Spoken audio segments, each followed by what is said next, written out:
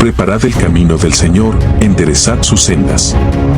Anunciad el mensaje de los 3 ángeles, he aquí, yo vengo pronto. Por tanto, también vosotros estad preparados. Entonces apareció la señal del Hijo del Hombre en el cielo, los sepulcros se abren y muchos de los que duermen en el polvo de la tierra serán despertados. Cuando la bendición es pronunciada se oye un inmenso grito de victoria. Su gloria cubre los cielos, y la tierra se llena de su alabanza.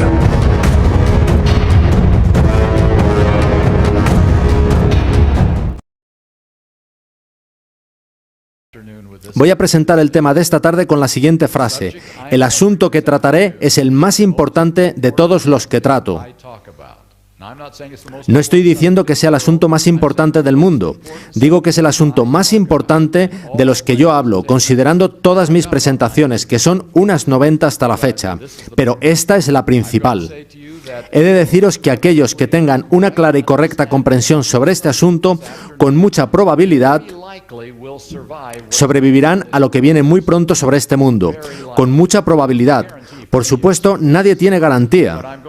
Pero voy a decirlo a la inversa. Los que no tengan una buena comprensión de este asunto perecerán con toda seguridad. No tendrán oportunidad. Aquellos que no tengan una correcta comprensión de nuestro asunto no sobrevivirán a los engaños de Satanás en las ultimísimas horas de la historia de esta tierra. Así de importante es el asunto. Así que veamos de qué se trata sin mayor dilación. Un reciente presidente de la Conferencia General hizo una pregunta. Él dijo: esta pregunta subyace en la raíz de la mayoría de tensiones denominacionales. Tenemos unas pocas, ¿verdad? ¿Qué vamos a hacer con Ellen White? ¿Qué vamos a hacer con Ellen White? La raíz, dijo él, de la mayoría de tensiones denominacionales es esa pregunta. Esta mañana os di estadísticas, os daré algunas más, no porque me guste hacerlo, sino porque no podemos mirar hacia otro lado y fingir que todo es perfecto. Esta fue del Adventist World, que es la edición mensual del Adventist Review. En Norteamérica, alrededor del 17% de nuestra membresía lee los libros del Espíritu de Profecía. No es África, ni Asia, es Norteamérica. 17% de lectores del Espíritu de Profecía. Y la mayoría de estos lectores tienen más de 65 años. No son buenas noticias. De hecho, se añade, no es falta de acceso a los libros de Ellen White, sino que se elige no leerlos. Si los nuevos miembros no son orientados sobre por qué somos adventistas del séptimo día y qué nos mueve como iglesia, si no comprenden qué es el gran conflicto, si no ven el énfasis que Dios nos ha dado a través de los escritos de Ellen White, entonces tendremos muchísimas personas que no comprenden totalmente por qué son adventistas del séptimo día y que pueden no estar totalmente preparadas para resistir leales a Dios en los últimos días. Así que, de nuevo, esa es una razón para tratar este asunto y necesitamos hacerlo a un nivel muy directo y personal. Voy a cambiar de tercio por un momento. Dejaremos un momento el asunto de Ellen White para hablar de otra cosa. Si visitarais una biblioteca de seminario de cualquier iglesia en los Estados Unidos o en cualquier otro país, encontraríais todo un estante de libros, no uno o dos libros, sino muchos, sobre este tema. La búsqueda del Jesús histórico. Suena muy interesante, ¿verdad? La búsqueda del Jesús histórico. Sin embargo, es algo diferente de lo que pensáis. Veréis, los que hacen esta investigación y escriben estos libros dicen que cuando leéis los evangelios de Mateo, Marcos, Lucas y Juan, estáis leyendo una compilación de lo que los escritores originales escribieron verdaderamente. Y lo que para darle cuerpo se añadieron 1 o 2 siglos después con leyendas e historias pasadas de generación en generación.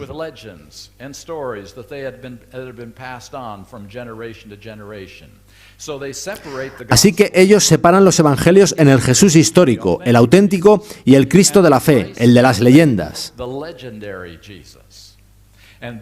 Y su trabajo es ayudarnos, a vosotros y a mí, a entender qué partes de Mateo, Marcos, Lucas y Juan son verdaderamente auténticos registros de Jesús y qué partes son leyenda y realmente de ninguna relevancia para nuestra fe y estudio.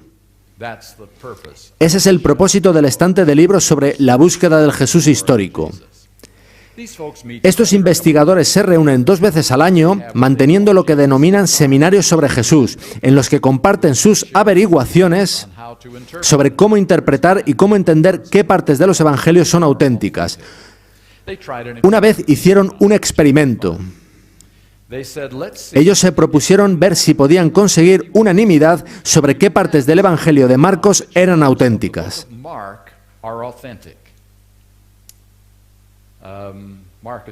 Marcos es el evangelio más corto, con solo 16 capítulos, por lo que las posibilidades parecían buenas. Sin embargo, hubo unanimidad en una sola frase. Lo intentaron con el evangelio de Juan y no hubo unanimidad en ninguna.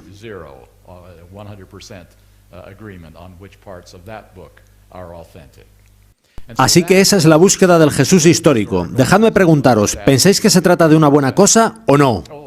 ¿Es mala, verdad? Pues hemos de tener una autoridad definitiva que nos diga lo que es correcto y lo que no. Lo que es bueno y lo que no. Nosotros decimos que este libro, la Biblia, es nuestra autoridad definitiva. Pero en la búsqueda del Jesús histórico, ¿son Mateo, Marcos, Lucas y Juan la autoridad definitiva? No, son los que os dicen qué partes de Mateo, Marcos, Lucas y Juan son auténticas los que se convierten en la autoridad. La Biblia deja de ser la autoridad y pasa a serlo el hombre, el cual decide qué partes son aceptables, importantes y de valor. Leí en cierta ocasión una fascinante carta enviada a la revista Ministry. Si la entendéis, es que sois más listos que yo.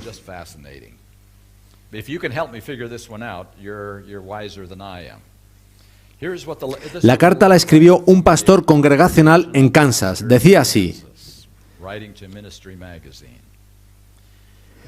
Dios se sitúa más allá de nuestro entendimiento y nos llama a confiar en que su Espíritu nos guíe más allá de donde podemos ver claramente. El que yo acepte a Daniel como producto de la inspiración en el siglo VII o bien como inspiración espiritual en el siglo II no importa realmente.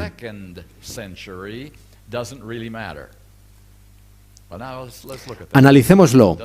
¿Importa si Daniel escribe en el siglo VII a.C. o si alguien llamado Daniel o tomando el nombre de Daniel escribe en el siglo II a.C.? ¿Hay diferencia? Sí, ¿verdad? El libro de Daniel trata de profecía, naciones, Babilonia, Medo-Persia, Grecia y Roma. ¿Habían llegado a la existencia estas naciones en el siglo II a.C., que eran tiempos de Roma? En esos momentos, ¿se trataría de profecía o de historia? Sería historia, no profecía. Pero según la carta, eso no importa.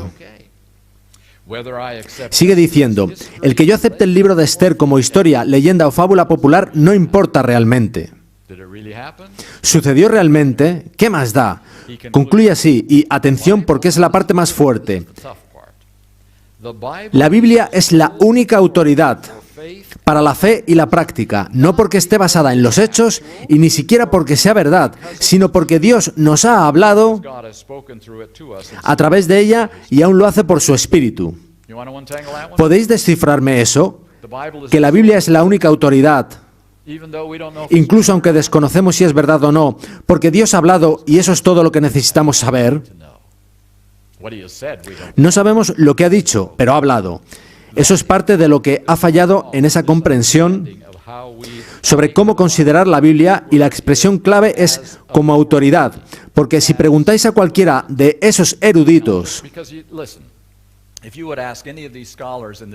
si creen en la Biblia, todos os dirán que sí, tajantemente sí.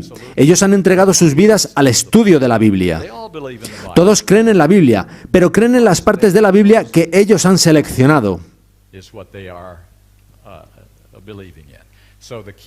Así que la clave no es si se cree, sino la autoridad que eso tiene en la vida de uno. Bien, con eso en mente, avancemos.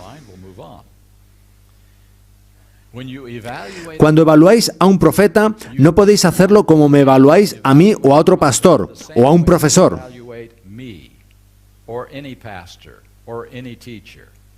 En nuestras reuniones, legítimamente podéis aceptar un 60% de lo que digo y descartar el resto por carecer de sentido.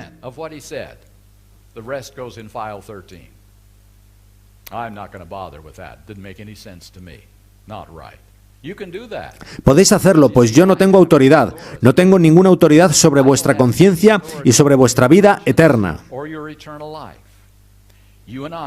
Vosotros y yo estamos a un mismo nivel en lo que a nuestra relación con Dios se refiere. Yo no recibí una visión anoche. Todo lo que yo puedo compartir con vosotros este fin de semana es lo que yo he encontrado en la Biblia. Y vosotros debéis decidir si hay algo bueno en ello.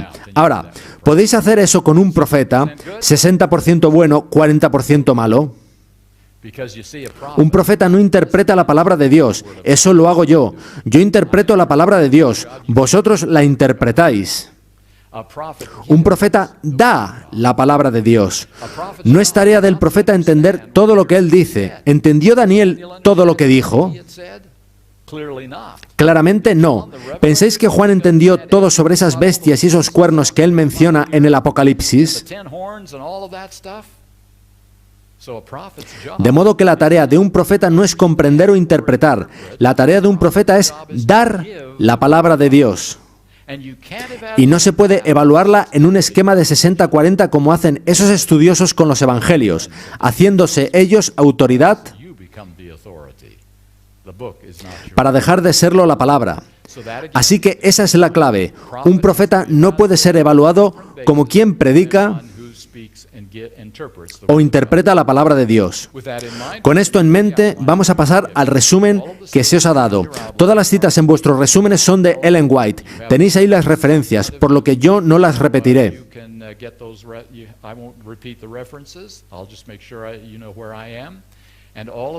Todas son citas suyas y vosotros tenéis que evaluarlas. Para los que habéis llegado tarde, hay más resúmenes allí al fondo. Si no tenéis una copia, aseguraos de coger una de la mesita que hay al fondo, pues la estaremos usando toda la tarde. Comencemos en la primera página, en el tercer párrafo, donde Ellen White, hablando de sí misma, dice en tercera persona. La hermana White no es la originadora de estos libros. Ellos contienen la instrucción que Dios le dio durante la obra de su vida. Encierran la preciosa y consoladora luz que el Señor generosamente le reveló a su sierva para darla al mundo. Así que lo primero que dice es que estos libros no surgieron de ella. Ella no se sentó para tratar de escribir un libro. Ella dice que contienen lo que Dios le dijo. Esa es su afirmación. Vosotros tenéis que evaluar la afirmación. Otra cita. Yo no escribo ni un artículo en el periódico. Se refiere a revistas como Review and Herald, Signs of the Times o Youth's Instructor.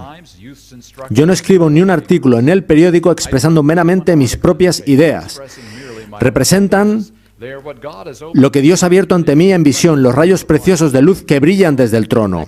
Siguiente párrafo. Débil y temblorosa me levanté a las 3 de la mañana para escribiros. Dios os hablaba por medio de un instrumento de barro. Podéis decir que esta comunicación era solamente una carta. Sí, en efecto, era una carta, pero una que había sido impulsada por el Espíritu de Dios con el propósito de presentar ante vuestras mentes las cosas que me habían sido mostradas. En estas cartas que yo os escribo, en los testimonios que os rindo, os presento lo que el Señor me ha presentado a mí.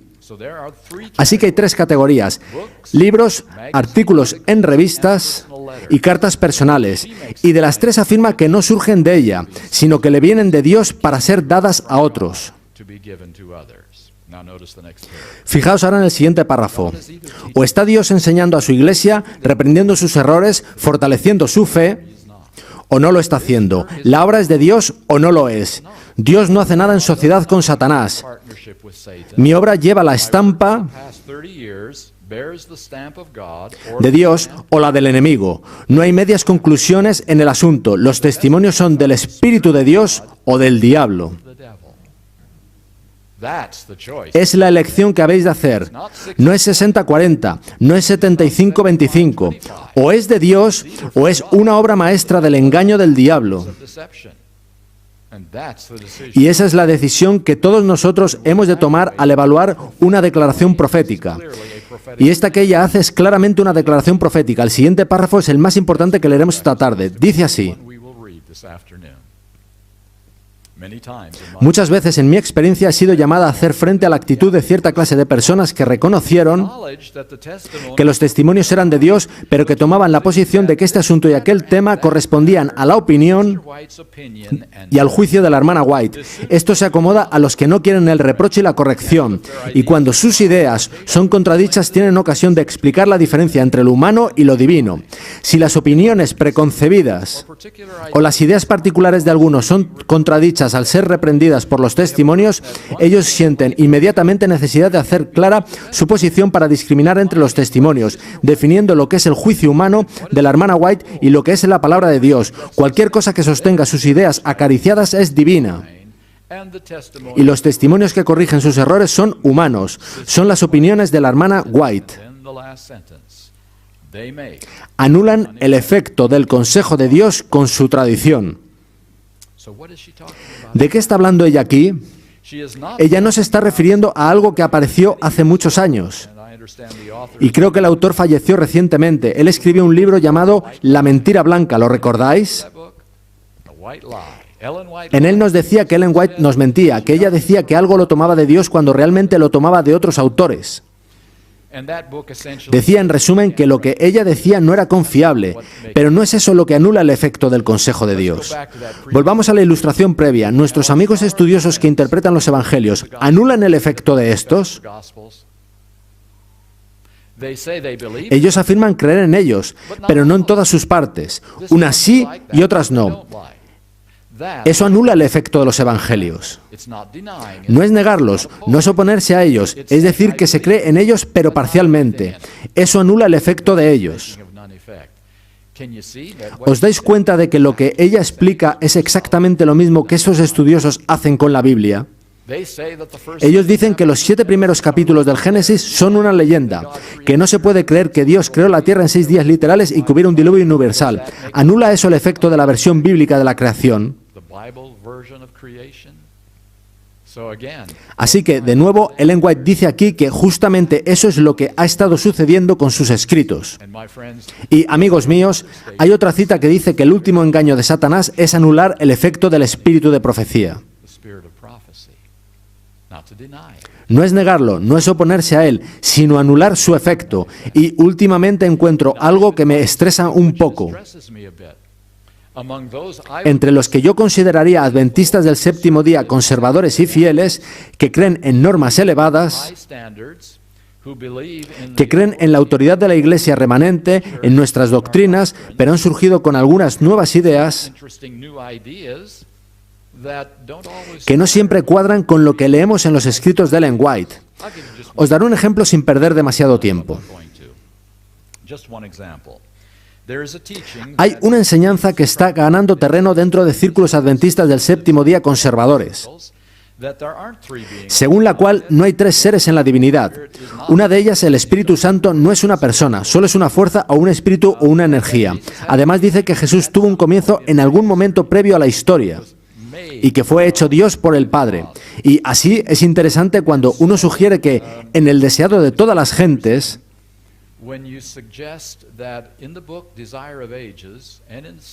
y en otros escritos, Ellen White se refiere a la vida de Jesús como original, no tomada o no derivada.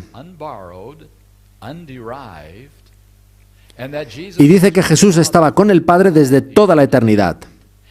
Además, en muchos casos, ella habla del trío, no dúo, celestial. ¿Cómo entonces puede sostenerse que la divinidad no es un trío y que Jesús tuvo un comienzo en el tiempo? Y aquí es donde aparecen interesantes respuestas. Una es, ella tuvo un error, no entendió bien, ahora sabemos más. Otra es, bien, al principio ella tenía confusión sobre esto que más tarde corregiría. Otra es justo lo contrario. Sus escritos iniciales son los únicos confiables, los posteriores son equívocos, así que no sabemos lo que decía realmente. Lo que sea para eludir un estoy equivocado y he de dejar mi posición que anula el efecto de los escritos de Ellen White. Y esto sucede en personas leales a las enseñanzas adventistas del séptimo día. Así que es un problema para nosotros como adventistas tanto como lo era para los estudiosos de la búsqueda del Jesús histórico. Por ello, esa era probablemente la cita más importante que leeremos esta tarde. Voy a daros otra cita. Esta no está en vuestros resúmenes, pertenece a Mensajes Selectos 3, página 70. Dice así: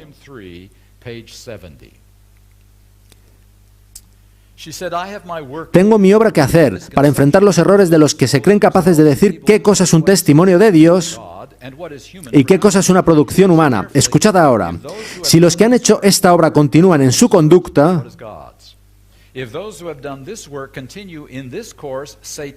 las agencias satánicas escogerán por ellos. Los que han ayudado a las almas a sentirse en libertad para especificar lo que es de Dios en los testimonios y lo que son palabras no inspiradas de la hermana White, hallarán que están ayudando al diablo en su obra de engaño. Por ello, esa cita era la más importante que leeríamos hoy. Vayamos con otra cita. No quitéis por vuestras críticas toda la fuerza, toda la agudeza y poder de los testimonios.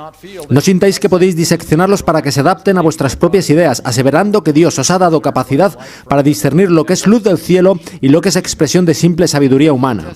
Si los testimonios no hablan según la palabra de Dios, rechazadlos. Todos ellos. No puede haber unión entre Cristo y Belial. Hemos de decidir, amigos. No podemos elegir selectivamente en sus escritos más de lo que podemos hacerlo en la Biblia. O son de Dios o son de Satanás, y no podemos clasificarlos usando principios científicos. Si los testimonios no hablan según la palabra de Dios, rechazadlos. Eso es sobre lo que hemos de decidir individualmente. Bien, id conmigo a la página 2.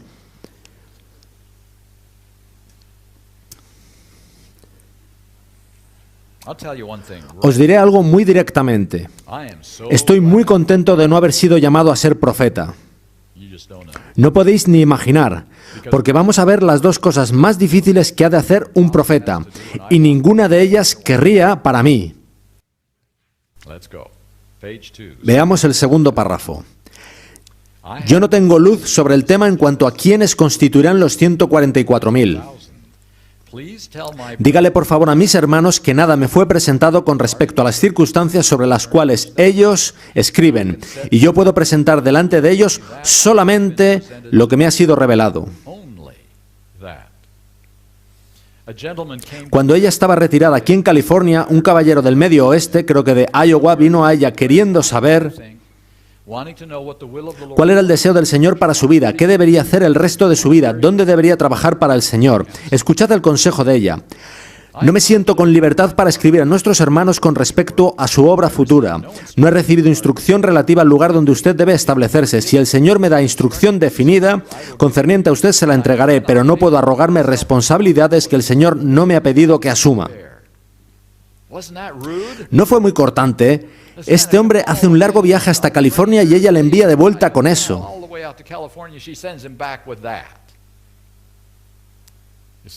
¿Ves que el problema es si Ellen White podía darle su propia opinión sobre cuáles eran sus talentos y sus habilidades? O sobre cuál era un buen lugar para que él hiciese la obra. ¿Podía ella decirle eso? Desde luego que podía. Ahora, ¿cómo lo habría interpretado él? ¿Como un consejo de Ellen White? ¿Vino él para eso? Él quería saber la voluntad de Dios. Quería el Urim y el Tumim. ¿Recordáis esas piedras sobre los hombros del sumo sacerdote? Yo querría tenerlos también, para conocer la voluntad de Dios. Y eso quería él al viajar al oeste para saber qué debía hacer. Si ella le hubiera dicho algo, él lo hubiera tomado como palabra del Señor. Por eso ella rehusó decirle nada, pues el Señor nada le había mostrado. Aún no se ha hablado de la primera tarea de un profeta que no querría para mí. Has de contar lo que Dios dice, independientemente de lo duro que sea. Puede ser a dirigentes, a reyes, Natán viniendo a David y señalando su pecado,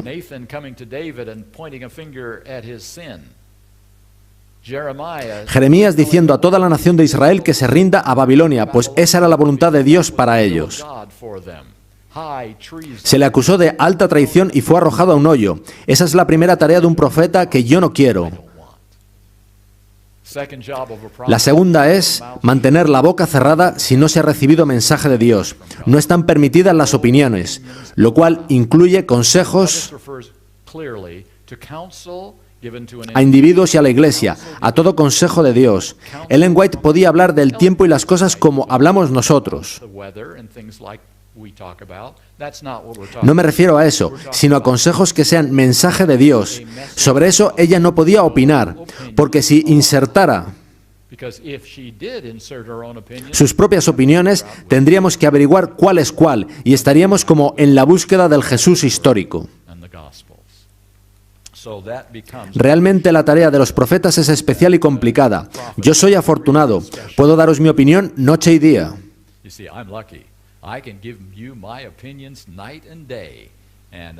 Y no tengo de qué preocuparme, pues sois vosotros quienes tenéis que averiguar si estoy en lo cierto o no. Vayamos ahora a la sección 2. Peligros del rechazo. Dice así: no conviene que nadie deje caer una palabra de duda aquí y allí, que obre como veneno en otras mentes, sacudiendo su confianza en los mensajes que Dios ha dado, que han ayudado a colocar el fundamento de esta obra y la han acompañado hasta hoy para reprochar, amonestar, corregir y animar.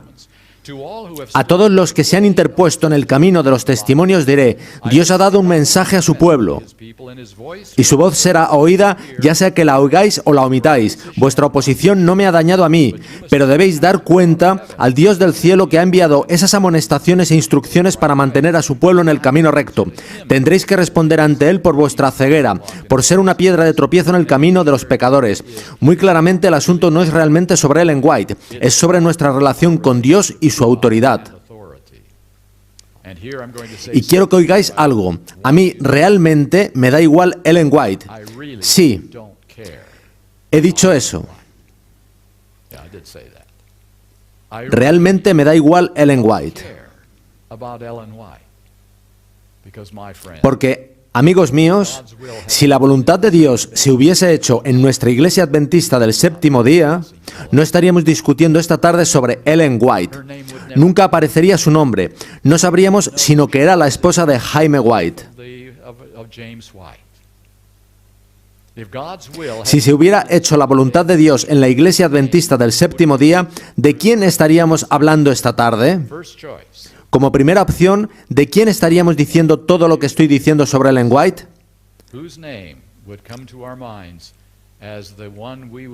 No es Miller.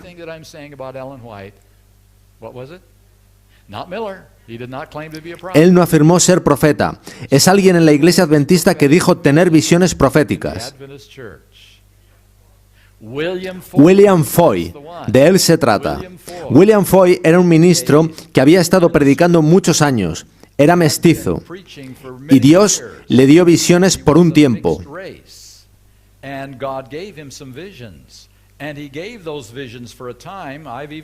Incluso vi algunas de ellas en formato escrito, pero por alguna razón, y nadie está completamente seguro de cuál es, dejó de contar las visiones y volvió a ejercer como pastor, y no sabemos mucho sobre él, así que Dios lo intentó de nuevo. ¿Quién fue la segunda opción?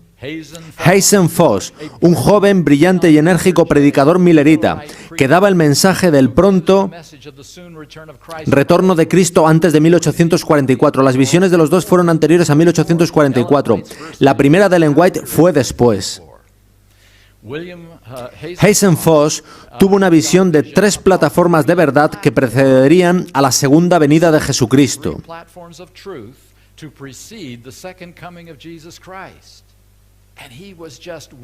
Fue pocas semanas antes del 22 de octubre de 1844 y él se preguntaba cómo podía ser así a tan poco tiempo de la segunda venida de Cristo. No había tiempo para 3 desarrollos de nuevas verdades. ¿Podéis adivinar cuáles eran esas 3 plataformas? Los mensajes de los 3 ángeles. Dios como creador, Babilonia ha caído y no recibáis la marca de la bestia. Él dijo, no hay tiempo para ello, esas visiones no pueden ser de Dios. Así que él rehusó completamente el darlas. Solo como una pequeña información adicional. Algunos ya conocéis la historia, pues se ha contado muchas veces. Más tarde, tras haber Ellen White recibido visiones y conocer lo muy complicado que es difundirlas en una reunión como esta, sin ella saberlo, Hazen Foss estaba en un cuarto interior al lado de la sala en la que ella estaba contando las visiones que el Señor le había dado. Al acabar la reunión, Hazen Foss vino a ella en privado y le dijo que eran las mismas visiones que él había recibido y que se negó a darlas porque no les veía sentido. No podía creer que fuesen verdaderas. Le dijo, Ellen, da esas visiones en todo lugar que puedas. Si no lo haces, estarás en la misma posición en que estoy ahora. He perdido todo interés en asuntos religiosos y en la Biblia. Y, por lo que sabemos, ese fue el fin de su experiencia religiosa. Así de serio es decir no a Dios. Entonces, Hazen Foss fue el segundo. Pero Dios nunca se rinde, ¿verdad?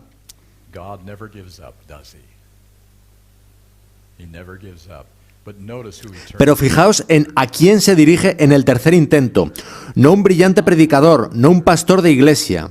En primer lugar, y considerando lo que significaba en esa época, elige a una mujer. Y la mujer elegida tiene una formación de tercer grado, sin ni siquiera capacidad para escribir bien. Y creedme, la gramática de sus primeros escritos no era buena. En la época de El deseado de todas las gentes, ella escribía muy bien, pero no así al principio. Así que, en segundo lugar, ella no tenía formación y, en tercero, estuvo cerca de morir en su niñez tras haber sido golpeada con una piedra en la cabeza. No esperaban que viviera, tuvo muchas complicaciones por ello, incluso posteriormente su salud nunca estuvo al 100%.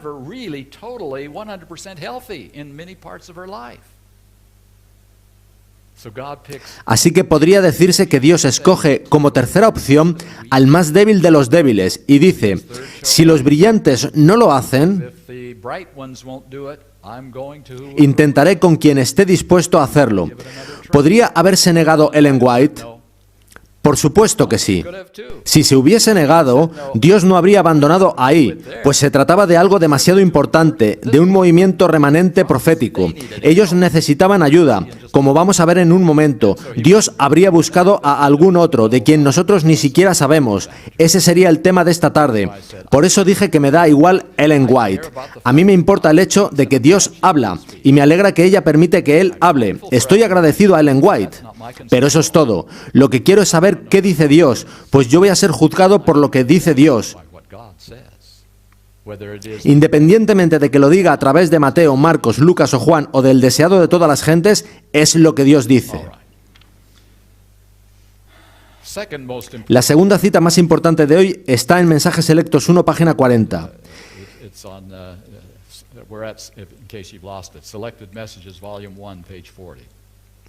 Vi el estado de algunos que se adherían a la verdad presente pero que no hacían caso de las visiones, la forma que el Señor había escogido para enseñar, en algunos casos, a los que erraban en la verdad bíblica. Vi que los que atacaban las visiones no atacaban al gusano, al débil instrumento mediante el cual hablaba Dios, sino al Espíritu Santo. Vi que era una cosa pequeña hablar contra el instrumento, pero que era peligroso menospreciar las palabras de Dios. Vi que si ellos estaban en error, y Dios quería mostrarles sus errores por medio de visiones, y ellos desdeñaban las enseñanzas de Dios por medio de visiones, quedarían abandonados para que siguieran sus propios caminos y corrieran en la senda del error y pensaran que estaban en lo correcto hasta que se dieran cuenta demasiado tarde. Si hay una cita de Ellen White que describa los últimos 50 años de historia de la Iglesia Adventista, es esta. Hemos desdeñado las enseñanzas de Dios por medio de visiones y hemos pensado que estamos en lo correcto. Podría pasar el resto de la tarde dando ejemplos al respecto. Daré dos únicamente. ¿Pensáis que realmente estamos siguiendo el consejo de Dios tal como lo dio por medio de Ellen White en lo referente a obra médica y temperancia? Ellen White recibió en visión que en toda ciudad de tamaño razonablemente grande, Redlands, Menton, la que sea, debería haber una clínica donde un médico y un pastor trabajaran juntos con el mismo salario, tratando a las personas y trayéndolas a Cristo. ¿Qué tal estamos en esto? Y está también la educación. El modelo de educación adventista fue el implantado en Avondale. Luego fue replicado brevemente en el Emmanuel Missionary College, en Michigan. Dado que el proyecto se aparcó de algún modo en ambos sitios, se implantó finalmente en el Madison Institute, en Tennessee. Si queréis conocer cómo debería haber funcionado la educación adventista desde entonces, aquel era el modelo. Ni siquiera existe hoy en día. Ha desaparecido. No pudo sobrevivir en el sistema que hemos desarrollado y nos preguntamos por qué nuestros jóvenes pierden la fe en Dios. El programa de estudio y trabajo desaparecido. Agricultura irrelevante. Estamos en diversas cosas, en nuestros procesos educacionales, y podría seguir y seguir, pero creo que veis la situación. Ella habla de correr en la senda del error y pensar que se está en lo correcto, orando incluso por ello, hasta darse cuenta demasiado tarde. Muy bien, página 3, por favor.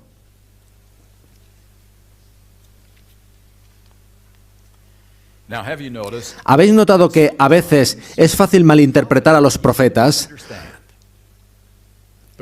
Lo que dicen puede ser torcido muy fácilmente para significar algo diferente. ¿Ha sido Pablo malinterpretado con respecto a la ley y la gracia por todo el mundo cristiano?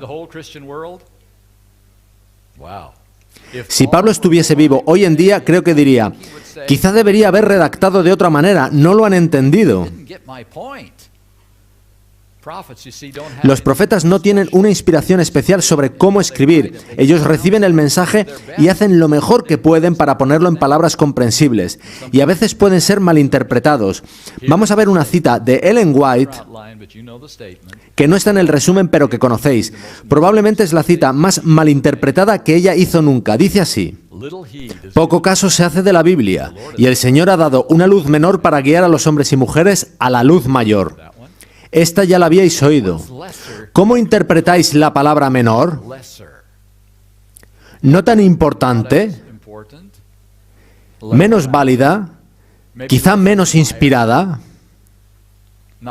¿No tan útil?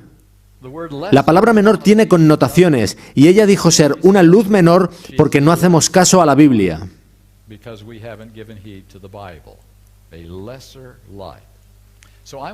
Quisiera emplear un poco de tiempo en esto. En la página 3 hay 2 párrafos que quiero leer con vosotros. Los testimonios escritos no son dados para proporcionar nueva luz, sino para impresionar vívidamente en el corazón las verdades de la inspiración ya reveladas. El deber del hombre hacia Dios y sus semejantes ha sido especificado distintamente en la palabra de Dios. Sin embargo, son pocos entre vosotros los que obedecen a la luz dada.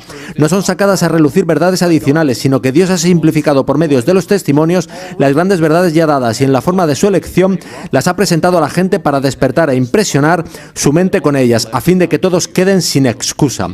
Así que ella señala que no hay nueva luz en lo que comparte, sino que simplemente simplifica la luz que ya hay en la Biblia y que no comprendíamos correctamente, de modo que el Señor quiere darle otro enfoque para que podamos entender. Siguiente cita. En los tiempos antiguos Dios habló a los hombres por boca de los profetas y apóstoles. En estos días les habla por los testimonios de su Espíritu. Nunca hubo un tiempo en que Dios instruyera a su pueblo más fervientemente de lo que lo instruye ahora acerca de su voluntad y de la conducta que quiere que siga. Así que encontramos ahí 2 principios. No hay nueva luz y Dios es igual de serio con la luz menor que con la anterior. Nunca hubo un tiempo en que fuera más ferviente sobre esto. Así que veamos qué quería decir ella al hablar de luz menor.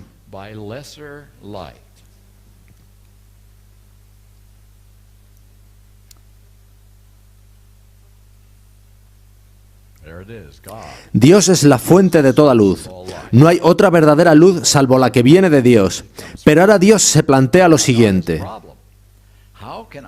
¿Cómo comunico a quienes han caído en el pecado cuál es mi voluntad para ellos en un modo que puedan entender? Si hablo mediante truenos, postrarán sus rostros con horror y no captarán nada, así que lo intentaré de otra manera. De modo que intenta algo que tiene su riesgo, hablar a un individuo, y elige a Moisés como el primer profeta escritor.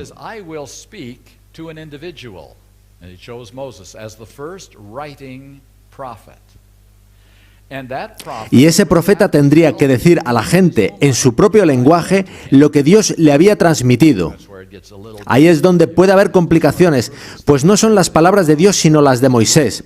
Sin embargo, son conceptos de Dios, pensamientos de Dios, ideas de Dios en lenguaje humano. Así que Moisés da el mensaje que Dios le ha hecho llegar. ¿Sabéis? La voluntad de Dios dejó de hacerse muchísimas veces, de modo que tuvo que recurrir al plan B, al C y a más.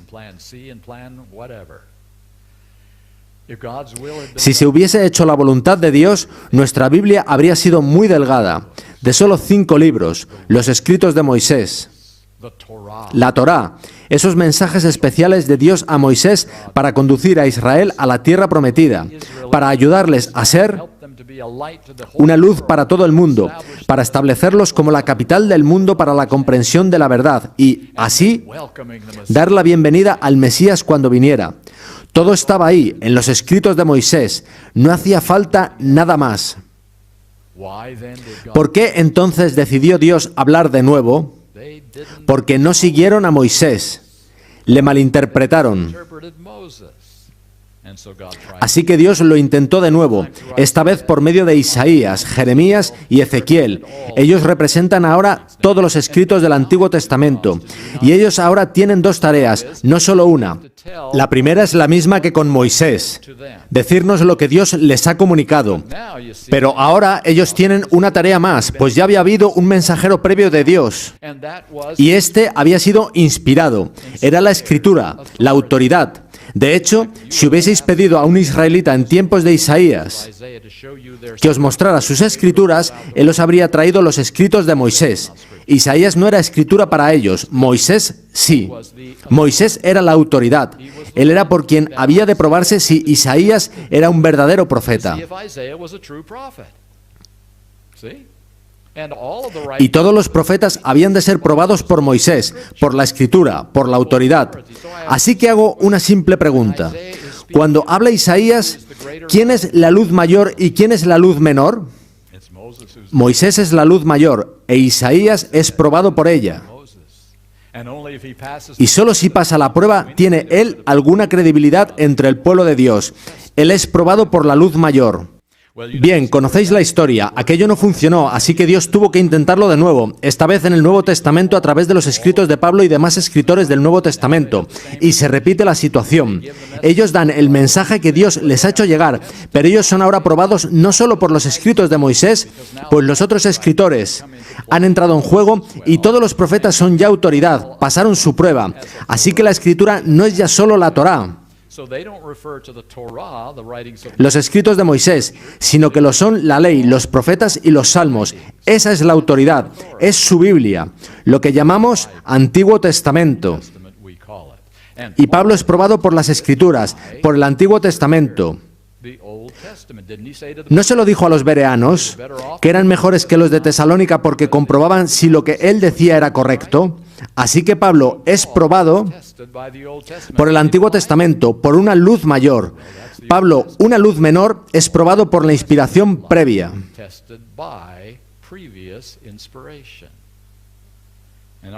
Y obviamente llegamos al eslabón final. Dios ha elegido hablar de nuevo en estos tiempos finales por medio de Ellen White. Y ella nos ha dicho no tener nueva luz, sino que solo simplifica la verdad que ya estaba allí.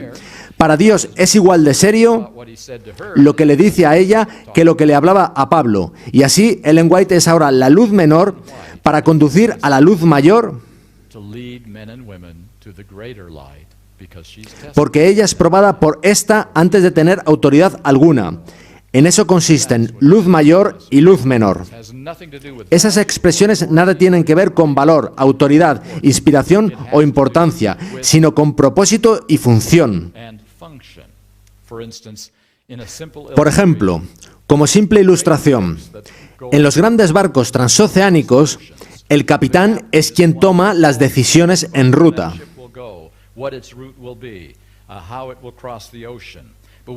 Pero cuando ese barco entra en el puerto de Nueva York o de San Francisco, entra a bordo el piloto que conoce el puerto y cómo evitar problemas en él, pues el capitán desconoce esta información. El piloto es quien guía el barco en su atraque final en el puerto. Ahora, el piloto no es más importante que el capitán, cuya función es cruzar el océano. Pero el piloto es crucial para alcanzar el destino final del barco, y a eso de nuevo se refieren luz menor y luz mayor.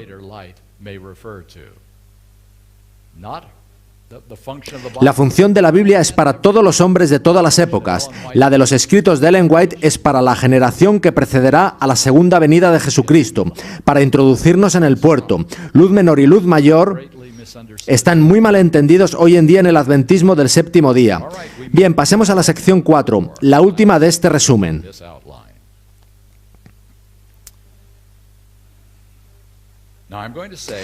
Puede que lo que voy a decir ahora os sea totalmente sorpresivo, así como fue información totalmente nueva para mí.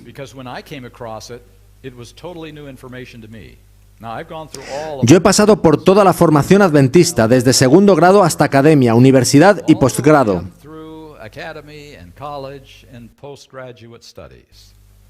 Ni una sola vez oí lo que voy a compartiros ahora, así que puede que os sea nuevo si no habíais pensado en ello antes. Vamos a ver lo que los pioneros de nuestra iglesia hicieron cuando trataban de poner en orden lo que creíamos, cómo surgieron nuestras 28 creencias fundamentales. Dice así: cuando llegaban al punto en su estudio donde decían, no podemos hacer nada más, el Espíritu del Señor descendía sobre mí y era arrebatada en visión y se me daba una clara explicación de los pasajes que habíamos estado estudiando, con instrucciones en cuanto a la forma en que debíamos trabajar y enseñar con eficacia. Así se daba luz que nos ayudaba a entender los textos acerca de Cristo, su misión y su sacerdocio. Una secuencia de verdad que se extendía desde ese tiempo hasta cuando entremos en la ciudad de Dios me fue aclarada y yo comuniqué a otros las instrucciones que el Señor me había dado. Así que aquello funcionaba así. En los tiempos tras 1844 nos reuníamos en lo que se llamaban conferencias sabáticas, en las que estudiábamos y orábamos y tratábamos de comprender sobre asuntos que eran nuevos para nosotros, tales como el sábado, cómo vendría Cristo, si secretamente o no, la existencia o no del infierno. Teníamos que descubrir qué creíamos como pueblo. Estudiaban y en muchos casos llegaban a un acuerdo, pero no en todos los casos.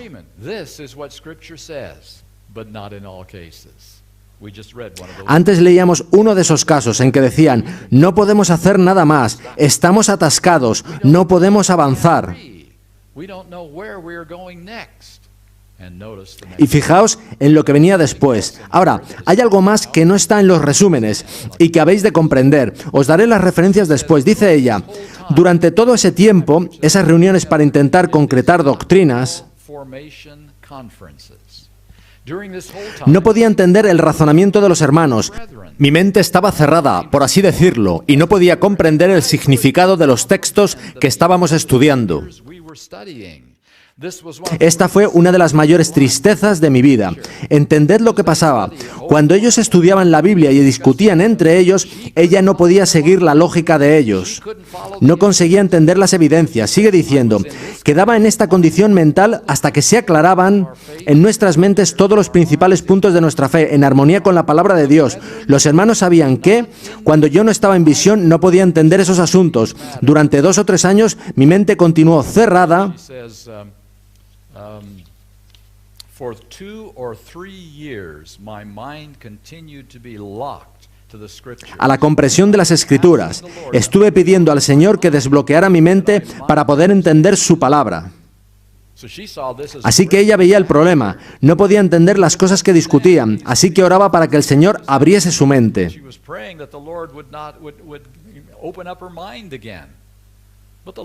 Pero el Señor sabía lo que hacía, pues ella dice que ellos aceptaban las revelaciones dadas como luz directa del cielo.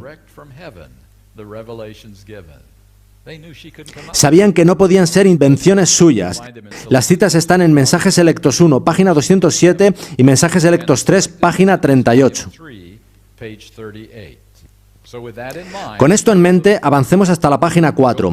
Podéis leer las otras citas por vosotros mismos.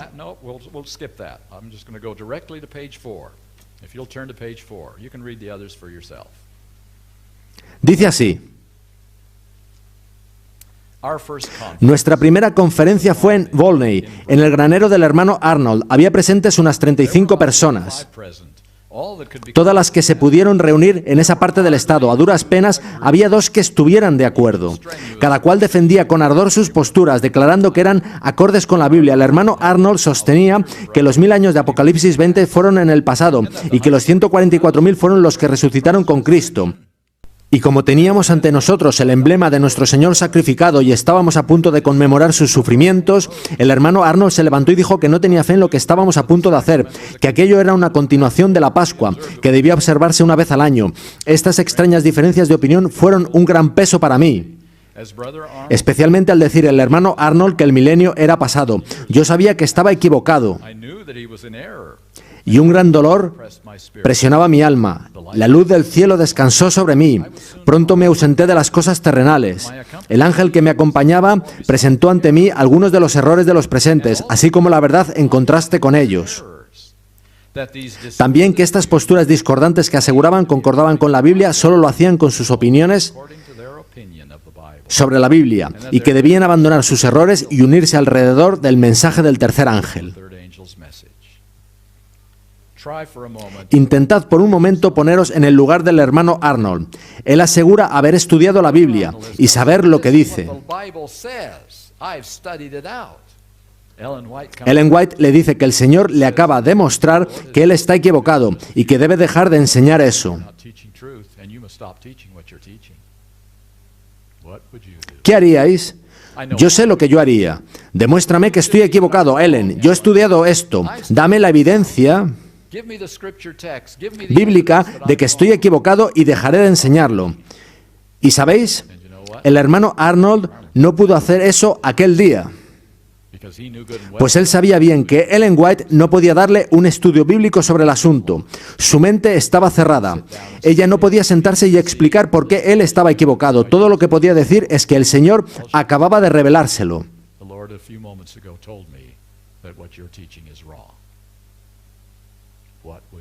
¿Qué haríais vosotros? ¿No creéis que era una decisión difícil para el hermano Arnold? Y para otros, porque recordad que a duras penas había 2 que estuvieran de acuerdo. Yo creo que otros fueron señalados también ese día por Ellen, pues ella parlamentó con los 35 creyentes y fue un ejercicio de pura fe, porque la última frase nos dice lo que sucedió.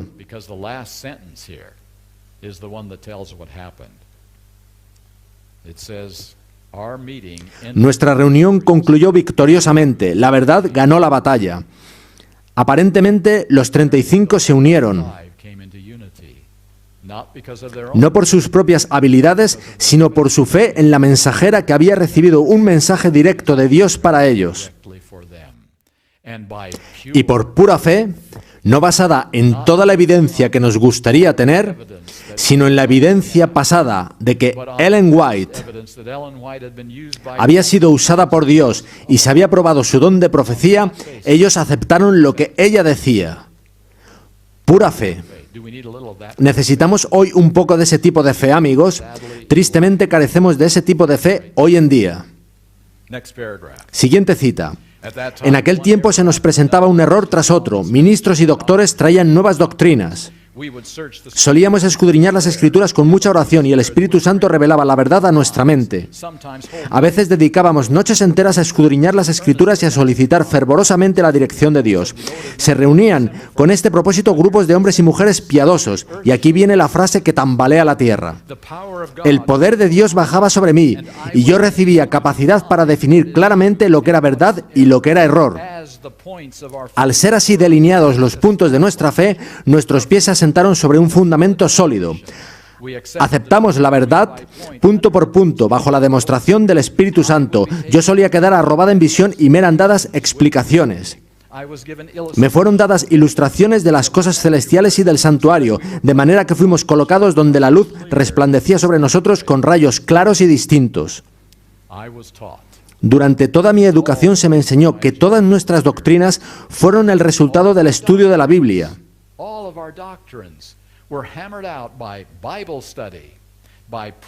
De la oración y del ayuno, y que así llegamos a acordar todas nuestras doctrinas, y que entonces, más tarde, Ellen White recibía una visión para confirmar que lo que habíamos concluido era verdad. Fijaos en lo que acabamos de leer. La frase al final del primer párrafo. Yo recibía capacidad para definir claramente lo que era verdad y lo que era error. ¿Existe diferencia entre las palabras definir y confirmar? Al saltar de un edificio de 3 plantas, defines o confirmas la ley de la gravedad. Existía ya mucho antes y tú la hallaste, la confirmaste. Cuando Einstein apareció con su teoría de la relatividad, de la que nadie había oído antes, estaba él confirmando algo o definiendo algo.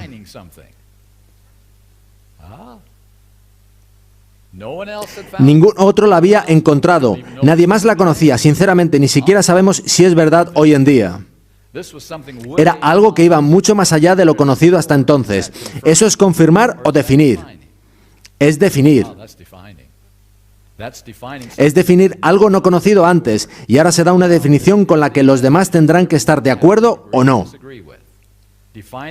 Definir significa explicar qué es algo no conocido antes. Confirmar es corroborar algo sobre lo que ya había acuerdo.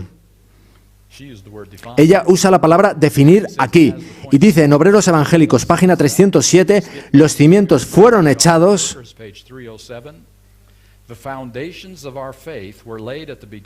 Al principio de nuestra obra, por oración y estudio de la palabra de Dios, lo que hacían los pioneros, y por revelación, lo que recibía Ellen White. Esos son los fundamentos de nuestra fe, las doctrinas que creemos.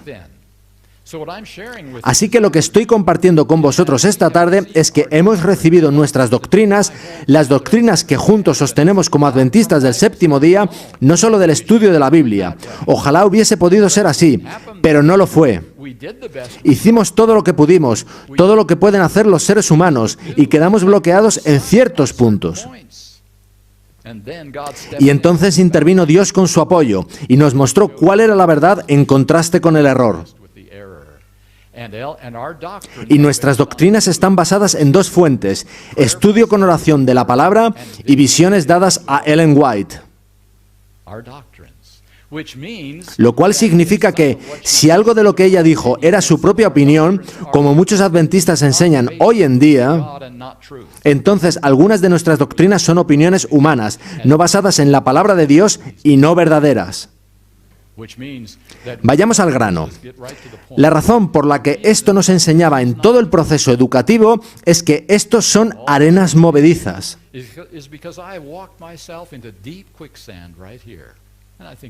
Y creo que sabéis a qué me refiero. Si algunas de nuestras doctrinas no proceden únicamente del estudio de la Biblia, sino también de visiones de Ellen White, entonces, ¿en qué somos diferentes de los mormones o de cualquier otra iglesia que tiene un profeta dando mensajes a la iglesia? Si es así, somos una secta. ¿Veis por qué no queremos contar eso?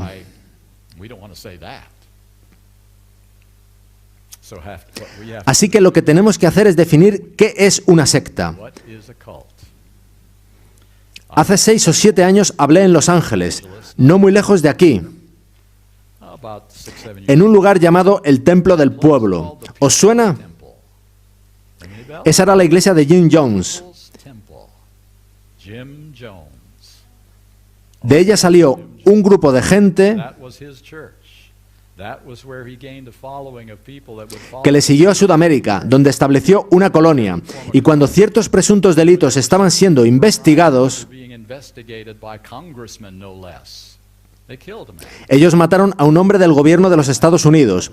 Y puesto que Jim Jones sabía que, llegados a ese punto, Todo se le estaba desbordando. Su siguiente orden fue: es mensaje directo de Dios que todos os suicidéis conmigo.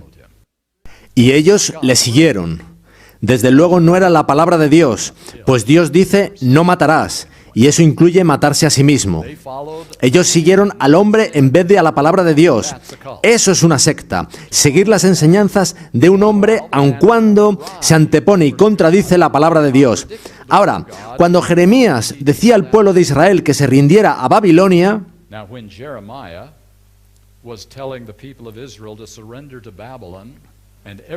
y todos en el país consideraban eso como traición, totalmente contrario a lo que Dios había dicho a través de Moisés: así como sol y luna están en el cielo, vosotros seréis mis hijos para siempre. Y Jeremías aparentemente decía lo opuesto, que iban al cautiverio. ¿Les pareció a algunos el líder de una secta? Seguro que sí. No escuchéis a Jeremías. Quiere entregarnos a la esclavitud. Pero hoy en día sabemos que Jeremías estaba hablando como profeta. No estaba dando su propia opinión. Él estaba dando un mensaje del Señor que libró a los israelitas de una terrible aflicción más tarde. Solo tenían que rendirse sumisamente en vez de ser derrotados en una sangrienta guerra. Así que Jeremías no era un líder de secta, pues estaba en armonía con los escritos de Moisés. Estaba en armonía con las escrituras anteriores que dicen: si me obedecéis, os bendeciré, pero si no, tendréis maldición. Así que hay que ser muy minucioso para distinguir entre un líder de secta y un profeta, y esa es nuestra tarea. Es muy sencillo. Si Ellen White es un líder de secta, somos una secta. Si es profeta de Dios, estamos en la misma posición que en los tiempos de Jeremías, en los de Natán o en los de Pablo para obedecer la palabra de Dios. Eso tenemos en juego. Ellen White ayudó a definir nuestras creencias. Eso no tiene posible sombra de duda. Tenemos nuestras doctrinas por la combinación del estudio con oración de la palabra y de las visiones dadas a través de ella. Y solo si ella era un verdadero profeta podemos escapar de la etiqueta de secta. Es ese todo o nada lo que nos crea tanta incomodidad. Querríamos un cierto poder de maniobra para decir: esa es la opinión del profeta. Comenzamos con eso y automáticamente pasamos a la categoría de secta.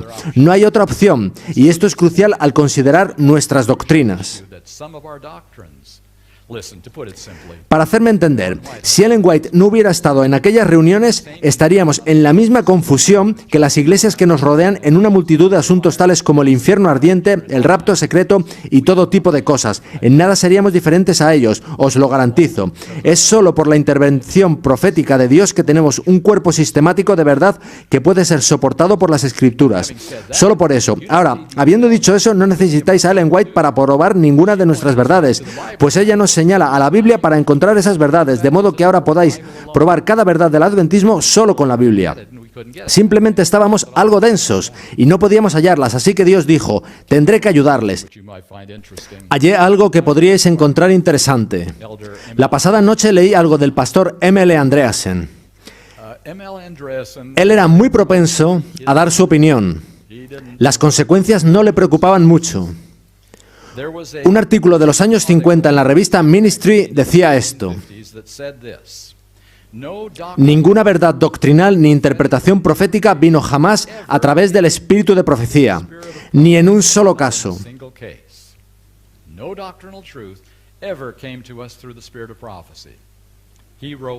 M.L. Andresen dijo lo siguiente en respuesta al artículo: soy suficientemente benévolo para creer que el hermano que escribió en Ministry no tenía mejor información.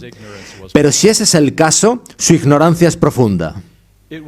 Más bien, lo que es verdad es que muchas de nuestras doctrinas, incluyendo las de la misión y sacerdocio de Cristo, nos vinieron como luz directa del cielo a través de las visiones.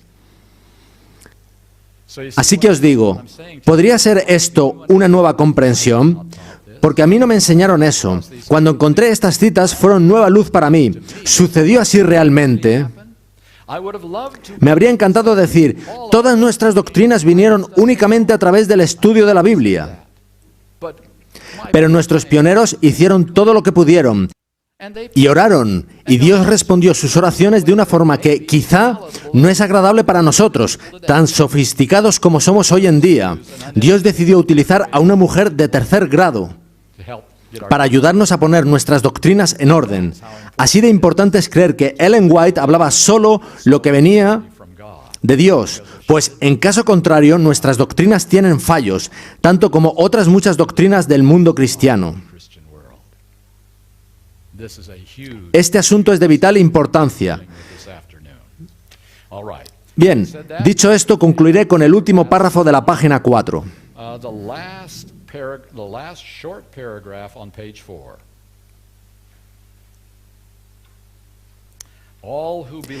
Todos los que creen que el Señor ha hablado por medio de la hermana White y le ha dado un mensaje, estarán seguros de los muchos engaños que vendrán en estos días finales. ¿Es eso importante? ¿Recordáis lo que decíamos al principio? Y eso también lo podemos enunciar a la inversa, ¿verdad? Todos los que no crean no estarán seguros de los muchos engaños que vendrán en estos días finales. Y por eso aquel antiguo presidente de la Conferencia General declaró que este es el asunto más importante que encara ahora la Iglesia Adventista del Séptimo Día. ¿Qué vamos a hacer con Ellen White? ¿Qué autoridad tiene sobre mi conciencia? Porque ella no solo habla de doctrina, habla también de estilo de vida, ¿verdad? Habla de lo que comemos, ¿verdad? Habla de las actitudes en nuestros matrimonios, ¿verdad? Ella cubre todos los frentes, doctrinales y de estilo de vida.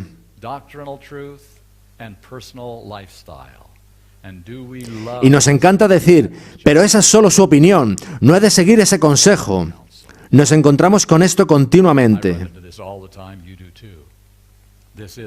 Este es el asunto más crítico que encara la Iglesia Adventista. Sus escritos, lo que ella ha dicho, son un mensaje directo de Dios a mi conciencia. Seré juzgado por mi relación con ese consejo. Tiene autoridad sobre mi vida, al igual que la Biblia. Y esa es la decisión que por ti mismo deberás tomar. Nadie puede hacerlo por ti. Ella dijo, o son de Dios o del diablo. No juguéis con los testimonios tomando un poco de aquí y un poco de allá. Porque nuestras doctrinas y estilo de vida están fuertemente ligados a las visiones dadas a través de Ellen White.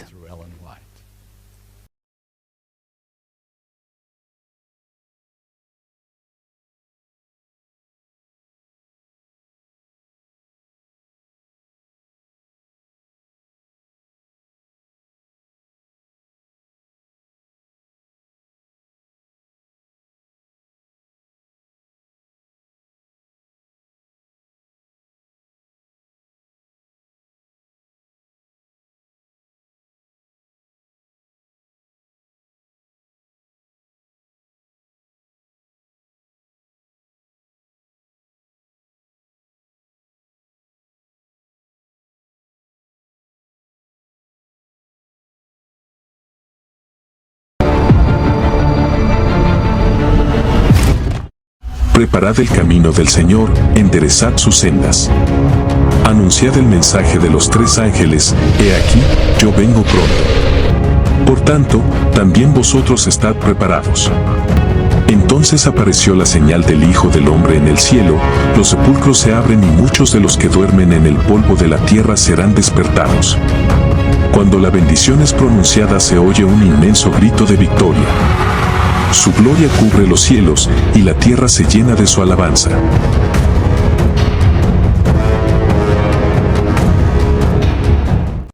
Continuaremos ahora con más escrituras para aquellos que deseen seguir en una comunión con el Señor. Y la palabra que traemos hoy dice así: de las oscilaciones de la tierra, la llamarada de los relámpagos y el fragor de los truenos, el Hijo de Dios llama a la vida a los santos dormidos, dirige una mirada a las tumbas de los justos y levanta luego las manos al cielo, exclama: despertaos, despertaos, despertaos los que dormís en el polvo y levantaos.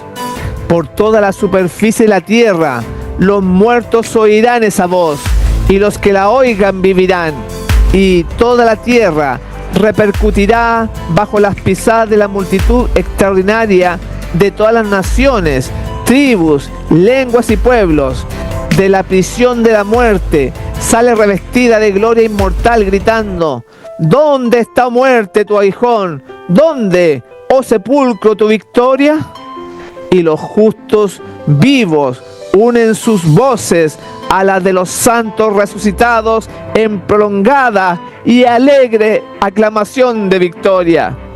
Todos salen de sus tumbas de igual estatura que cuando en ellas fueron depositados. Adán, que se encuentra entre la multitud resucitada, es de soberbia altura y formas majestuosas, de porte poco inferior al del Hijo de Dios. Presenta un contraste notable con los hombres de las generaciones posteriores. En este respecto, se nota la gran degeneración de la raza humana, pero todos se levantan con la lozanía y el vigor de eterna juventud. Al principio, el hombre fue creado a la semejanza de Dios, no solo en carácter, sino también en lo que se refiere a la forma y a la fisionomía. El pecado borró e hizo desaparecer casi por completo la imagen divina, pero Cristo vino a restaurar lo que se había malogrado.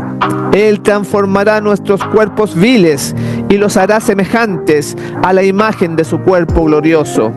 La forma mortal y corruptible, desprovista de gracia, manchada en otro tiempo por el pecado, se vuelve perfecta, hermosa e inmortal. Todas las imperfecciones y deformidades quedan en la tumba, reintegrados en su derecho al árbol de la vida, en él desde tanto tiempo perdido Edén. Los redimidos crecerán hasta alcanzar la estatura perfecta de la raza humana en su gloria primitiva.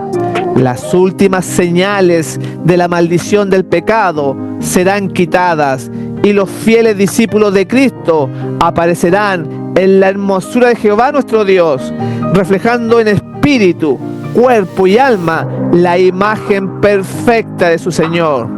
¡Oh, maravillosa redención! Tan descrita y tan esperada, contemplada con anticipación febril, pero jamás enteramente comprendida. Los justos vivos son mudados en un momento, en un abrir de ojo. A la voz de Dios fueron glorificados.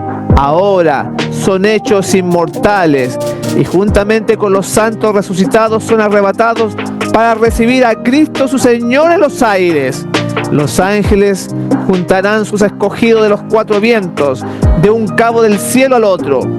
Santos ángeles llevan niños a los brazos de sus madres, amigos a quienes la muerte tenía separados desde largo tiempo, se reúnen para no separarse más y con los cantos de alegría suben juntos a la ciudad de Dios. En cada lado del carro nebuloso hay alas y debajo de ellas ruedas vivientes.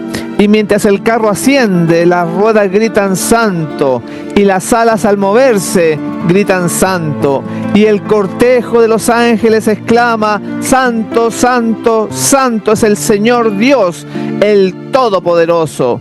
Y los redimidos exclaman: aleluya, mientras el carro se adelanta hacia la nueva Jerusalén. Antes de entrar en la ciudad de Dios, el Salvador confiere a sus discípulos los emblemas de la victoria y los cubre con las insignias de su dignidad real.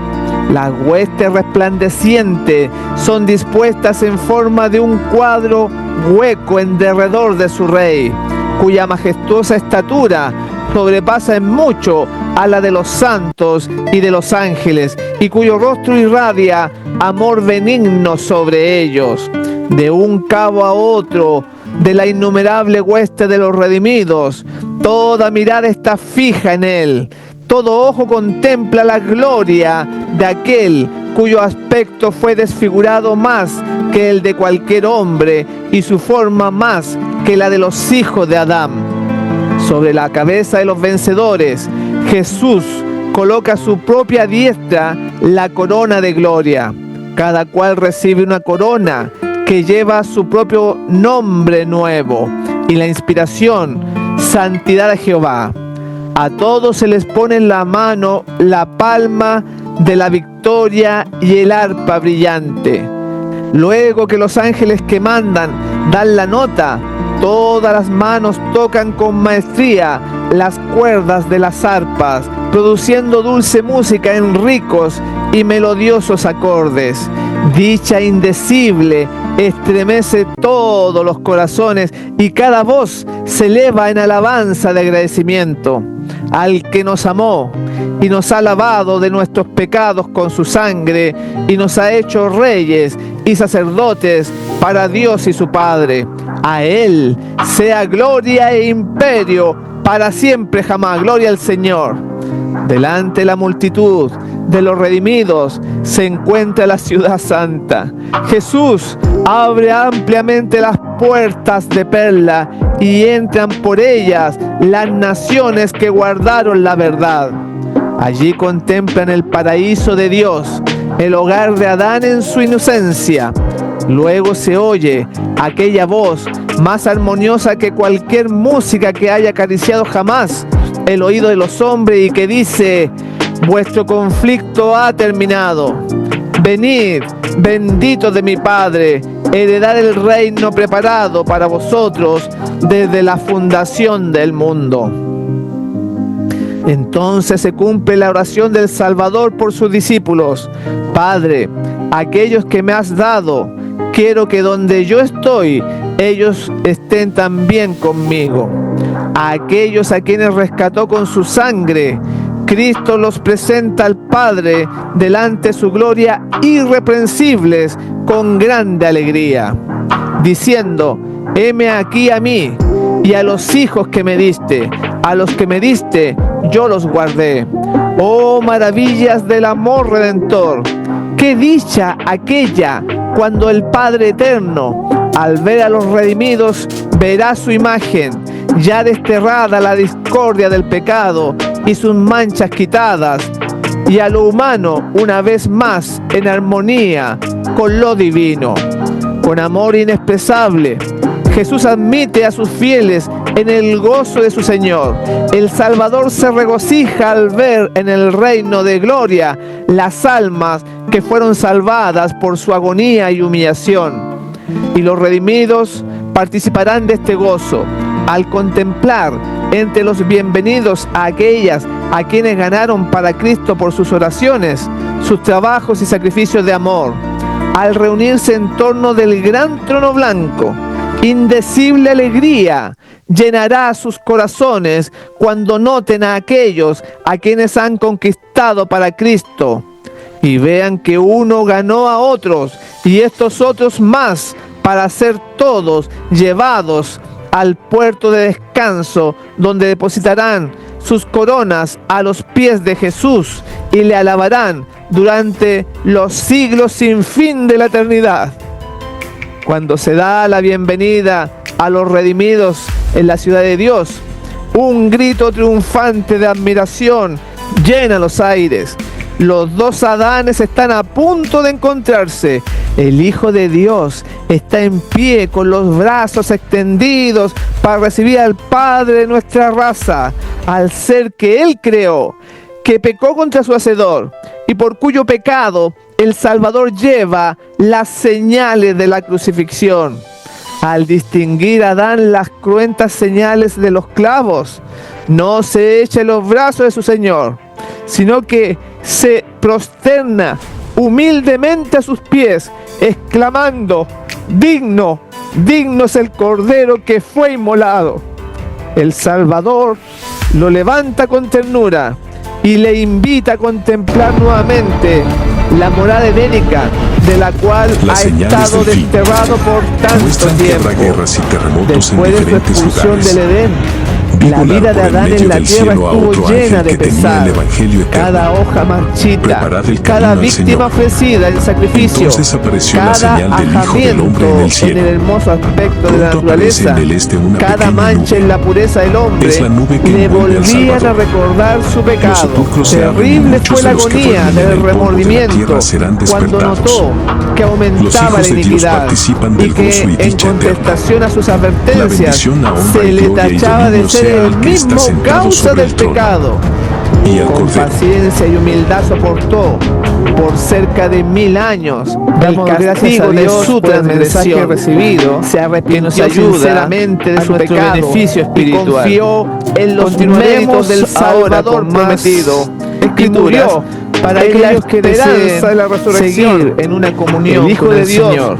reparó la Y culpa la palabra que y traemos caída hoy del dice hombre. así: y ahora, cuando los que honran merced la a ley la de obra Dios de propiciación, hayan sido privados de la Adán es protección restablecido de las a leyes su primitiva humanas, soberanía. empezará en varios Transportado de países dicha, un movimiento contempla los simultáneo árboles para que destruirlos. hicieron una vez su delicia. Conforme vaya Los acercándose el mismos tiempo árboles señalado en el cuyos decreto, frutos recogiera en el los días de su pueblo inocencia y dicha, conspirará para de las extirpar vides que la sus secta propias manos aborrecida. cultivaron, Se las convendrá mismas flores que en se dar una gozaban noche en el cuidar en golpe otro decisivo, tiempo, que su reducirá espíritu abarca completamente toda la al escena, silencio, la voz comprende que disidente y este es, reprensora. en verdad, El pueblo el de Edén Dios, restaurado, algunos en las y celdas que de las es cárceles, mucho más hermoso otros ahora escondidos que en cuando él ignorados fue expulsado. escondrijos de El bosques y Salvador montañas, le lleva invocan aún al árbol de la la vida, protección divina. toma su fruto glorioso y se lo Mientras ofrece que para por comer. todas partes, Adán mira compañía en de torno hombres suyo armados, y nota una instigados multitud por de los legiones redimidos de ángeles de su familia malos, que se encuentra en el se paraíso de disponen a Dios. emprender la obra de Entonces muerte.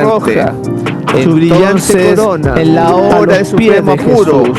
es cuando Y el Dios cayendo de sobre su Israel pecho, intervendrá abraza al Redentor, para librar a sus escogidos. toca luego el arpa de oro y El por Señor las dice: bóvedas del cielo vosotros tendréis repercute canción como el en canto noche que se triunfal. celebra Pascua, digno y alegría de corazón, digno es el cordero como el que va que fue inmolado al monte de y Yahweh, volvió a vivir. al La fuerte de familia de Israel.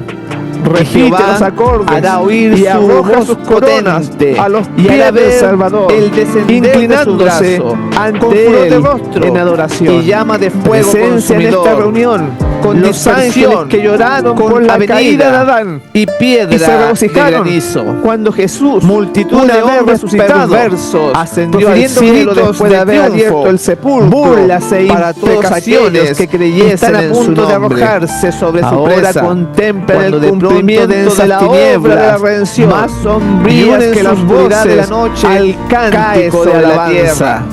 Luego, Delante del trono, un arco iris sobre el mar que de refleja cristal, la ese gloria mar de del vidrio que trono parece de Dios. revuelto con fuego Se por lo mucho extiende que de un resplandece lado por la a otro gloria del del cielo. cielo.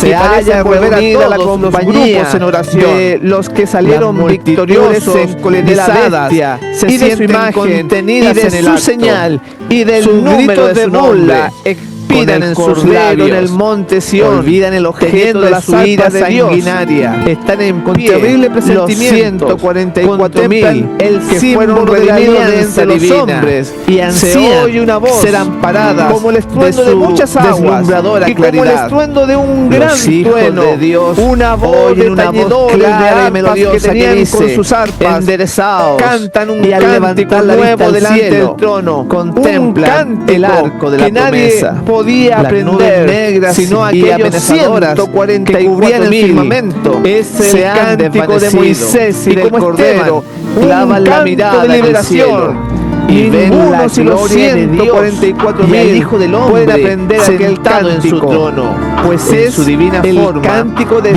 distinguen los rastros de experiencia, su humillación, una y experiencia oyen que brotar de ninguna sus otra labios la compañía oración dirigida ha a su conocido Padre jamás. y a los santos Son estos ángeles, los que yo siguen al quiero que Cordero aquellos también que por me has donde dado quiera que fuere, estén habiendo conmigo sido trasladados de en la donde tierra yo de entre los estoy. vivos. Juan 17, son 24. contados por primicias para Luego Dios se oye y una para el voz Cordero. armoniosa y triunfante Estos que dice, los que han venido de gran tribulación, aquí, santos, han pasado por el tiempo de angustia, cual nunca ha sido la palabra de mi que ha habido paciencia, nación, y andarán entre los ángeles, del tiempo y de los la labios aflicción pálidos y y trémulos, han estado de los que sin guardaron intercesor firmemente la fe, durante el derramamiento tuve final una de los aclamación juicios de victoria. Dios. Pero han sido Es librados a medianoche, pues, cuando han Dios lavado manifiesta sus ropas su poder y las para han librar a su pueblo, y las han sale el blanqueado sol en la todo su sangre del esplendor. Cordero. Suceden En sus bocas señales, no ha y sido hallado prodigios con engaño. rapidez. Están sin Los mácula malos miran delante la de escena Dios con terror y Por asombro. esto, están Mientras delante los del trono justos de Dios contemplan y le con sirven gozo día las y noche señales en su de templo. su liberación. Y el que está sentado La sobre el naturaleza trono entera parece tenderá su trastornada. pabellón sobre Los ellos. ríos dejan de correr. Han visto la tierra Nubes asolada con negras hambre y y pesadas pestilencia. se levantan y Al chocan sol, que unas tenía el con poder otras. de quemar a los En hombres medio de con los un cielos intenso conmovidos, calor. Hay un y ellos claro de mismos gloria han soportado indescriptible, padecimientos, de donde baja la voz de hambre y Dios, sed, semejante pero no tendrán al más ruido de hambre muchas ni sed, aguas, y el diciendo, sol no caerá hecho sobre es. ellos, Ni esa otro misma ningún voz calor sacude porque los cielos, el Cordero que y está la en medio del tierra trono los síguese pastoreará un gran y los terremoto, guiará a cual no fuentes fue vivas jamás de desde que aguas. los hombres Y han Dios estado sobre la limpiará tierra. toda lágrima El de los ojos firmamento de parece ellos. abrirse y cerrarse En todo tiempo. La gloria Los del elegidos trono del de Dios Señor parece fueron cruzar educados la y atmósfera. disciplinados en la escuela Los de la montes prueba. son movidos, Anduvieron como en los senderos al soplo del viento, fueron y las purificados rocas en el horno de la quebrantadas aflicción. se esparcen Por causa todos de lados. Jesús. Se oye Sufrieron una oposición oposición como de cercana odio y tempestad. Le El mar siguieron a través azotado de con furor. luchas dolorosas. Se Se negaron a oye sí el mismos silbido y del experimentaron huracán amargos como voz de desengaños. demonios Por en su misión propia de dolorosa destrucción. experiencia. Conocieron Conocieron la la tierra tierra alborotada, su su poder, poder, como la sola culpabilidad que entraña su y su superficie se maldición, raja, y lo sus miran mismos con horror. fundamentos Al darse parecen cuenta ceder, de la se magnitud hunden del cordilleras, sacrificio hecho para desaparecen curarlo, islas habitadas, se sienten los puertos humillados marítimos que se ante sí volvieron mismos como Sodoma y sus por su corazones corrupción. se Son llenan tragados por de las una gratitud enfurecidas y alabanza olas, que no pueden apreciar los que vino en nunca memoria cayeron. delante de Dios, Aman mucho para darle el porque cáliz se del les vino ha perdonado del mucho, furor de su ira, habiendo participado de los Pedrisco sufrimientos grande, de Cristo. cada Están piedra en como condición del peso de de un participar talento, de su gloria. hace su Los obra de herederos de Dios destrucción. han Las venido más de soberbias ciudades de la tierra guardillas, son arrasadas. chozas, Los palacios cárceles, suntuosos en que los montañas, magnates desiertos, han malgastado cuevas su de la riqueza tierra en y de provecho las de su gloria cavernas del personal. mar. Caen en tierra ruinas, fueron pobres, ante su vista. angustiados, maltratados. Los muros de las cárceles Millones se parten bajaron de arriba a la tumba abajo cargados de y son infamia, libertados porque los se hijos de negaron, Dios que habían sido caminantemente, apresados por a su ceder fe. a las pretensiones engañosas Los de sepulcros Satanás. se abren, Los y muchos de los que tribunales duermen en humanos el polvo la tierra los serán sentenciaron como a los despertados, más viles unos para vida criminales, eterna, pero ahora y otros Dios para vergüenza es el y juez. confusión Ahora perpetua. los fallos de la tierra Todos son los que invertidos. murieron en la fe del Quitará la mensaje del afrenta tercer de su ángel, pueblo, salen y los llamarán glorificados pueblo de la santo, tumba, para oír el redimidos pacto de paz Jehová, que Dios hace Él ha con los que dispuesto a guardaron darles su ley, gloria los en que lugar le de ceniza, traspasaron, los que óleo se de mofaron gozo y se en lugar rieron de de la luto, agonía de Cristo, manto y de los alegría enemigos más en acérrimos de lugar su del verdad y de su espíritu pueblo angustiado. son resucitados, Ya no seguirán para siendo mirarle débiles, su gloria, afligidos y para ver el honor dispersos y y que serán oprimidos. recompensados. De aquí en adelante los que estarán fieles siempre y con el Señor. obedientes. Están ante el Densas trono, nubes más cubren aún ricamente el firmamento, vestidos, que Sin jamás embargo, lo fueron los los personajes más paso de vez honrados en de la cuando, tierra, como si fuese están el ojo coronados vengador con de diademas Jehová, más gloriosas fieros que las que relámpagos jamás rasgan el ciñeron cielo con los fragor, monarcas de la envolviendo tierra. la tierra en Pasaron claridad de para llamaradas, siempre por los encima días del de ruido sufrimiento aterrador y de los llanto. truenos. El Se Rey de oyen Gloria voces ha secado misteriosas las lágrimas y terribles de todos que los anuncian semblantes. la condenación Toda causa de los de pesar impíos ha sido No alejada. todos entienden Mientras las palabras agitan las pronunciadas, palmas, pero dejan los oír falsos maestros un canto las de alabanza, comprenden claro, perfectamente. dulce y armonioso. Los que Cada poco voz antes eran tan se une temerarios a la melodía, jactanciosos hasta y que provocativos, entre las y que bóvedas tanto del cielo se repercute el regocijaban clamor, al salvación ensañarse con el al pueblo nuestro de Dios. Dios. observador de sus mandamientos, sobre el trono y al cordero, se sienten presa de la bendición y la gloria de terror, y la sabiduría y la acción de gracias, y la honra y la potencia y la fortaleza confiesan la divinidad de Cristo para siempre, jamás, aleluya, ante su poder. Mientras esta vida, los hombres claman por misericordia, apenas se empezar a comprender el tema maravilloso de la redención. Al considerar el día de Dios en santa visión, podemos los antiguos profetas exclamaron la ignominia y la gloria, porque está la vida cerca el y la día de Jehová, la justicia y la misericordia del que se tocan en la cruz. Métete en la piedra, mayor tensión de nuestras facultades mentales, de la presencia llegamos a comprender todo y del significado de su majestad, la largura y la altivez de los ojos del hombre será abatida, y la altura y la soberbia de los hombres será humillada, se comprenden tan solo confusamente, solo será ensalzado en aquel día.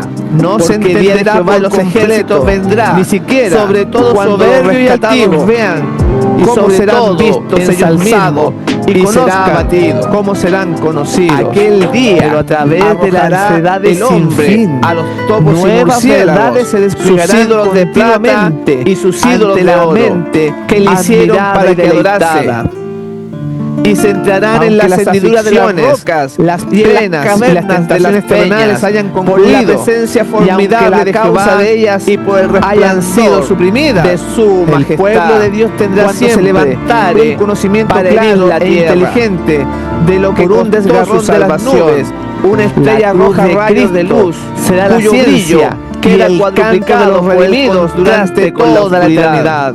Significa esperanza y glorificado para los fieles, contemplarán al Cristo crucificado para los transgresores de la ley de Dios, que aquel cuyo poder creó los mundos innumerables y los sostiene seguros como la inmensidad del espacio del pabellón del amado de Dios, fueron probados del cielo y ante el mundo y los despreciadores y los serafines resplandecientes su fidelidad, se deleitan en adorar aquel que murió, se humilló para elevar al hombre, un cambio maravilloso que se ha realizado y el oprobio del pecado, que conservaron y su integridad ante la misma muerte de su padre, han sido librados la maldición de un mundo perdido, salmo de la sombría su corazón y terrible tiranía de los hombres vueltos demonios en la cruz del Calvario.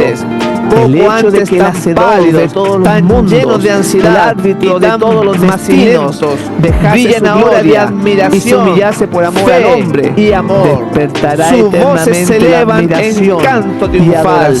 Dios es nuestro refugio y fortaleza de los salvos, miren a su Redentor, muy bien experimentado la gloria eterna del Padre brillar en su rostro. Por tanto, cuando no temeremos su rostro, aunque la tierra de la eternidad hasta la eternidad, y sepan que su reino no tendrá fin, se trasladen al centro de los mares de júbilo, digno y se turben sus aguas, cordero que fue inmolado en las montañas a causa de su bravura. Para Dios, con su propia palabra de santa confianza se elevan hacia Dios.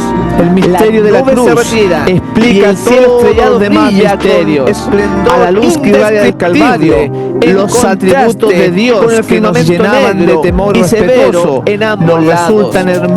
La magnificencia de la ciudad se ve que la misericordia, la compasión y el amor paternal se unen a la santidad, una mano que sostiene dos tablas de piedra puestas al mismo tiempo que contemplamos la majestad de su trono. El profeta dice, grande y elevado, denunciarán los cielos su carácter en sus manifestaciones misericordiosas y comprendemos como nunca antes justicia de Dios, significado que entre truenos y llamas fue proclamada desde el Sinaí como guía de la vida.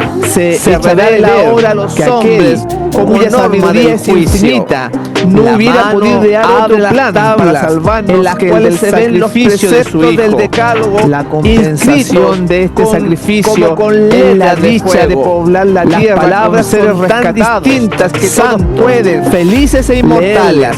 La memoria se despierta, del Salvador, las tinieblas de la superstición y de la herejía desaparecen en la dicha de los redimidos, y las 10 palabras de Dios, breves, a la gloria de Dios y llenas de autoridad toda la eternidad, se presentan y a la vista de todos los habitantes de la tierra, que el Padre es imposible describir con el precio pagado y la desesperación mismo de aquellos que pisotearon los santos preceptos de Dios. No lo está, les había dado su ley, con la cual hubieran podido comparar su carácter y ver sus defectos, mientras que había aún oportunidad para arrepentirse y reformarse. Pero con el afán de asegurarse el favor del mundo, pusieron a un lado los preceptos de la ley y enseñaron a otros a transgredirlos. Se empeñaron en obligar al pueblo de Dios a que profanase su sábado. Ahora los condena aquella misma ley que despreciaron. Ya echan de Preparad ver el camino del que Señor, no tienen enderezad sus disculpa. sendas. Eligieron Anunciad el a mensaje quien de los querían tres servir ángeles. y He adorar. aquí, yo vengo pronto. Entonces vosotros Por volveréis tanto, también y echaréis vosotros de ver estad la preparados. diferencia que hay entre el justo Entonces y el apareció la injusto, señal del Hijo entre del Hombre aquel en que el sirve cielo. a Dios Los sepulcros y se abren y aquel que muchos de no los le que duermen sirve. en el polvo de la Los tierra serán enemigos de la ley de despertados. Dios, Cuando desde la los bendición es ministros pronunciada se oye hasta un inmenso grito de el más victoria. insignificante entre Su ellos, gloria cubre los cielos adquieren un y la nuevo tierra se llena de su concepto de lo alabanza. que es la verdad y el deber. Reconocen demasiado tarde que el día de reposo del cuarto